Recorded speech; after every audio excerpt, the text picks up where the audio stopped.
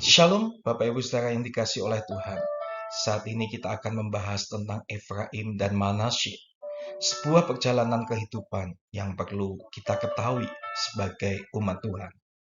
Kita mau membaca di dalam Kejadian pasal 41 ayat 51 sampai 52, terjemahan baru. Yusuf memberi nama Manasye kepada anak sulungnya itu, sebab katanya, Allah telah membuat aku lupa sama sekali kepada kesukaranku dan kepada rumah bapakku. Dan kepada anaknya yang kedua diberi nama Efraim, sebab katanya Allah membuat aku mendapat anak dalam negeri kesengsaraanku. Nah, kalau kita melihat di dalam versi ayat yang hidup, di dalam Kejadian 41 ayat 51 sampai 52, kita mendapati seperti ini. Yusuf menamai putranya yang sulung Manasye, artinya Allah membuat aku lupa. Karena Allah telah membuat aku melupakan segala kesengsaraan masa mudaku dan kerinduan akan rumah ayahku, katanya. Putranya yang kedua dinamai Efraim, artinya berbuah-buah. Karena Allah telah membuat aku makmur di tanah perhambaan, katanya. Jadi kita bisa menyimpulkan bahwa nama Manasye itu berarti Tuhan membuat aku lupa atau terlepas dari kesukaran. Dan Efraim adalah aku dapat berbuah meskipun dalam penderitaan. Jadi Yusuf ingin mengatakan bahwa pada waktu Tuhan sudah bisa membuat aku lupa atau aku terlepas dari yang namanya kesukaran, maka aku dapat berbuah meskipun dalam penderitaan. Nah, Bapak Ibu Saudara, apakah benar saat Manasye atau mungkin kita bisa kita terlepas dari kesukaran atau lupa atas setiap kesukaran kita, kemudian kita bisa berbuah sekalipun mungkin kita ada dalam penderitaan? Nah, kita mau lihat dulu di dalam Kejadian 48 ayat 8 sampai 14. Ketika Israel melihat anak-anak Yusuf itu, bertanyalah ia, "Siapakah ini?" Jawab Yusuf padanya, "Inilah anak-anakku yang telah diberikan Allah kepadaku di sini." Maka kata Yakub, "Dekatkanlah mereka kepadaku supaya ku berkati mereka."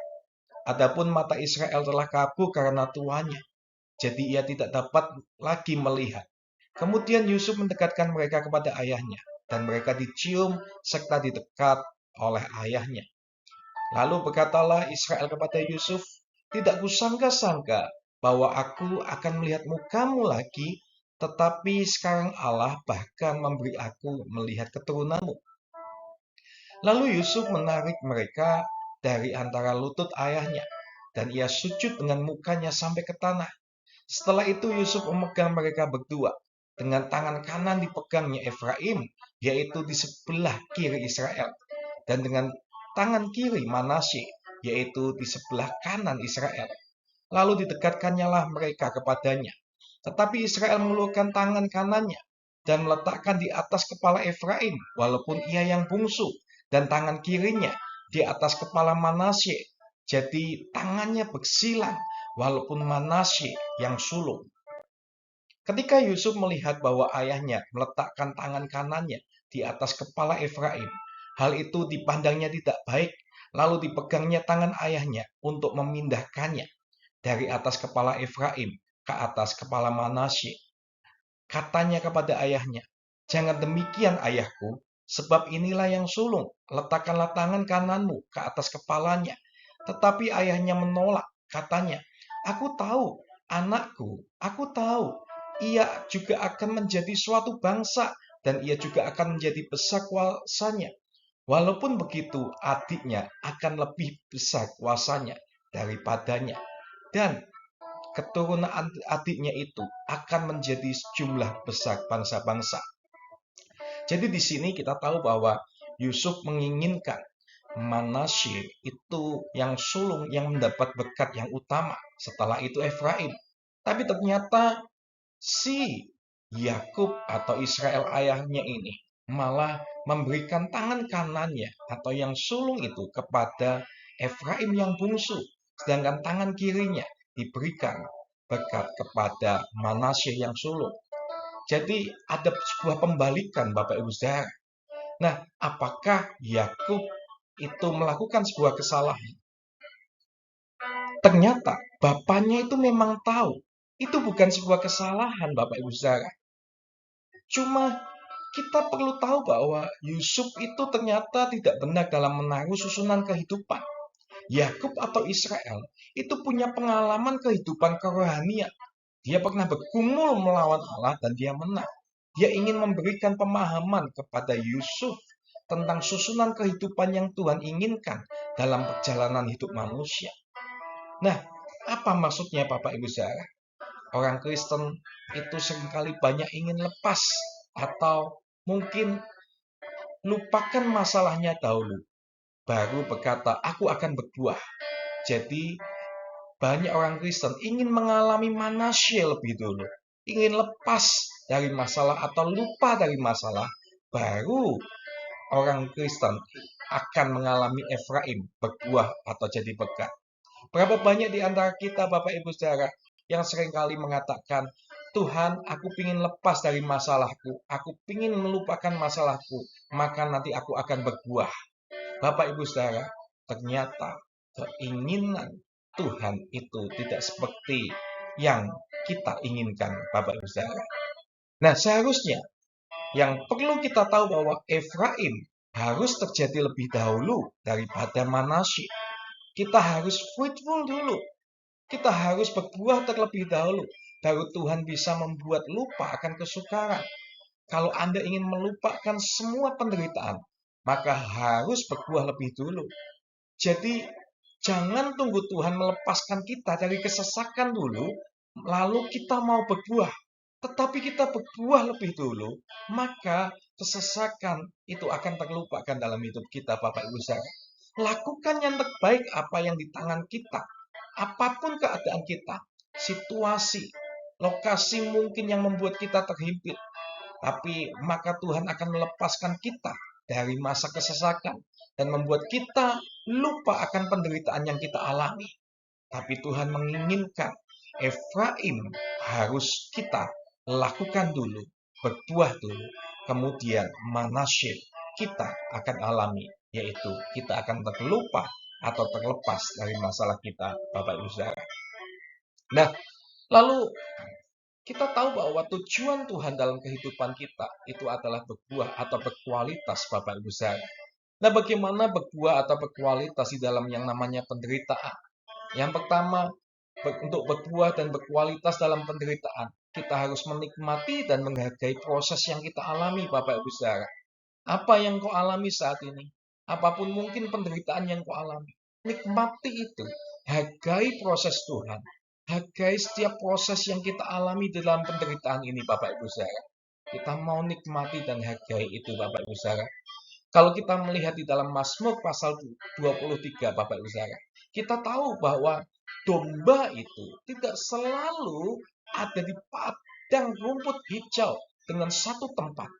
Tapi gembala yang baik itu akan membawa dari satu padang rumput hijau ke padang rumput hijau yang lainnya. Kenapa Bapak Ibu Saudara? Kalau memang cuma ada satu tempat, padang rumput hijau itu akan habis. Dan pastinya kualitas rumputnya tidak seperti yang pertama-tama. Maka gembala yang baik akan membawa ke padang rumput yang lain. Nah, di dalam perjalanan itu pasti melewati yang namanya kekelaman, lembah kekelaman. Tapi kita tahu bahwa pada waktu mengalami itu, sang gembala itu akan menjaganya dengan gada dan tongkatnya. Banyak orang Kristen saat ini, mereka seringkali diajarkan cuma ikut Yesus, kamu pasti aman. Ikut Yesus pasti akan sukses. Ikut Yesus, kamu pasti akan mengalami yang namanya hal-hal yang enak. Pasti akan terhindar dari yang namanya masalah. Bapak Ibu Saudara, ternyata kalau kita tahu bahwa Tuhan menginginkan umatnya itu punya kualitas hidup yang baik, ingin punya karakter yang baik lewat hal-hal penderitaan, itu malah Tuhan ingin untuk kita semakin menjadi kuat, Bapak Ibu Saudara. Percayalah, gembala yang baik bukan cuma menaruh dombanya di satu padang rumput yang hijau. Tapi gembala yang baik itu pasti juga akan membawa domba-dombanya melewati lembah yang kelam. Tapi gembala yang baik itu tetap menyertai domba-dombanya, Bapak Ibu Saudara. Nah, di dalam kesengsaraan, Yusuf itu belajar diproses dan berbuah di dalam banyak hal, Bapak Ibu Saudara. Pada waktu dia merasakan dibuah oleh saudara-saudaranya, dia belajar mandiri dan rajin. Awalnya dia anak yang mungkin dimanjakan, tetapi setelah dia dibuang, dia bekerja di Potifar. Dia harus belajar rajin, dia harus belajar mandiri, Bapak Ibu Saudara. Lewat mungkin masa penderitaannya dibuang itu, dia bisa belajar mandiri dan rajin, jadi pribadi yang lebih mandiri dan rajin. Dan bukan cuma itu, dia juga merasakan yang namanya difitnah. Penderitaannya waktu difitnah, dia masuk ke dalam penjara, Bapak Ibu Saudara. Tapi walaupun oleh karena fitnahan, tapi akhirnya dia bahkan dipercaya oleh kepala penjara dan punya pengaruh, Bapak Ibu Saudara. Ternyata proses kehidupan Yusuf itu membuat Yusuf itu semakin berubah hidupnya, Bapak Ibu Saudara. Dan Yusuf juga berlatih sabar, walaupun dia dilupakan kebaikannya pada waktu dia menafsirkan mimpi dari sang juru minuman. Juru minuman itu ternyata melupakan dia. Tapi Yusuf belajar sabar, Bapak Ibu Saudara. Dan kita tahu juga, Yusuf belajar mengampuni saudaranya dan mengerti rencana baik di balik semua penderitaannya, Bapak Ibu Saudara. Lewat kesengsaraan, Yusuf diproses dan berbuah di dalam banyak hal, Bapak Ibu Saudara. Nah, yang kedua, bagaimana kita berbuah dan berkualitas dalam penderitaan, Bapak Ibu Saudara. Yang kedua, kita itu harus mempercayai bahwa waktu Tuhan itu yang terbaik. Di dalam penderitaan kita, dalam masalah-masalah kita, mungkin kita berpikir, kenapa Tuhan kok belum tolong-tolong? Kenapa kok Tuhan belum berikan jalan keluar? Percayalah Bapak Ibu Saudara, bahwa waktu Tuhan itu waktu yang terbaik yang Tuhan akan berikan bagi kita. Jalan-jalannya Tuhan itu akan diberikan pada waktunya yang tepat. Bapak Ibu, pernah enggak kita merasa bahwa Tuhan mungkin lupa atas masalah kita? Mungkin Tuhan terlambat seakan-akan menolong kita di dalam pergumulan kita. Kadang kita merasa seperti itu, Bapak Ibu Saudara. Kita merasa pada waktu ini hal-hal yang mungkin kita alami, Tuhan seakan-akan kita merasa bahwa Tuhan itu melupakan kita atau Tuhan terlambat menolong kita. Bapak Ibu Saudara, Yusuf pernah mengalami itu, Bapak Ibu Saudara. Yusuf pada waktu itu, dia melakukan kebaikan, menafsirkan mimpi dari juru minuman.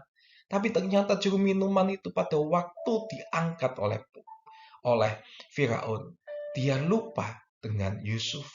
Kalau saat ini mungkin Anda mengalami hal itu, Bapak Ibu Saudara, percayalah, waktu Tuhan itu yang terbaik. Nah, pertanyaannya Bapak Ibu Saudara, kalau memang pada waktu itu sang juru minuman itu tidak lupa pada Yusuf dan dia keluar saat di penjara saat itu, pada waktu itu, apakah dia akan menjadi orang kedua di Mesir, Bapak Ibu Saudara? Saya bisa pastikan bahwa Yusuf cuma akan jadi orang yang biasa saja. Saya bisa pastikan bahwa Yusuf itu pasti akan menjadi orang biasa-biasa saja pada waktu dia keluar waktu itu, Bapak Ibu Saudara. Tapi kalau kita tahu, waktu Tuhan itu tidak pernah terlambat. Waktu Yusuf diingat oleh juru minuman, itu mungkin seakan-akan bagi manusia terlambat. Tapi ternyata itu waktunya Tuhan. Ternyata waktu itu Firaun mengalami masalah. Firaun mempunyai mimpi yang tidak bisa diartikan oleh siapapun. Dan ternyata waktu itu sang juru minuman mengatakan Yusuf bisa. Dan pada waktu Yusuf mengartikan mimpi, dan ternyata itu menjadi sebuah pemecahan masalah dari Firaun, Bapak Ibu Saudara. Akhirnya Yusuf diangkat menjadi orang yang kedua. Bayangkan kalau Yusuf waktu itu keluar lebih cepat atau keluar pada waktu itu oleh karena juru minuman tidak lupa sama Yusuf, malahan Yusuf cuma jadi orang biasa, Bapak Ibu Saudara. Yusuf tidak akan menjadi orang yang kedua di Mesir. Ternyata waktu Tuhan itu tepat sekali, Bapak Ibu Saudara. Nah, kita perlu tahu juga dalam Kejadian 50 ayat 20, Akhirnya Yusuf bisa mengatakan ini oleh karena proses-prosesnya yang dialami menjadi kuat, dan Yusuf mengatakan ini kepada saudara-saudaranya. Memang kamu telah mereka-rekakan yang jahat terhadap aku, tetapi Allah telah mereka-rekakannya untuk kebaikan, dengan maksud melakukan seperti yang sekarang ini, yakni memelihara hidup suatu bangsa yang besar. Bapak Ibu Saudara, percayalah bahwa setiap apa yang kita alami, kita harus tahu waktu Tuhan. Nah, kalau saat ini Anda di dalam penderitaan, yang pertama, percayalah bahwa Dia itu sedang membentuk kita menjadi lebih baik secara kualitas, Bapak Ibu Saudara. Dan yang kedua, percaya bahwa Dia sedang bekerja menyiapkan yang terbaik untuk kita, Bapak Ibu Saudara. Mari saat ini kita mau untuk berbuah di dalam penderitaan kehidupan kita. Dan percaya setelah kita berbuah, kita akan melupakan, kita akan terlepas dari mungkin kesengsaraan-kesengsaraan yang pernah kita alami, Bapak Ibu Saudara. Mari saat ini kita semakin percaya bahwa Dia sedang membentuk kita menjadi yang lebih baik secara kualitas. Dan yang kedua, kita percaya bahwa Dia sedang bekerja menyiapkan yang terbaik buat kita semua. Terima kasih, Tuhan Yesus memberkati.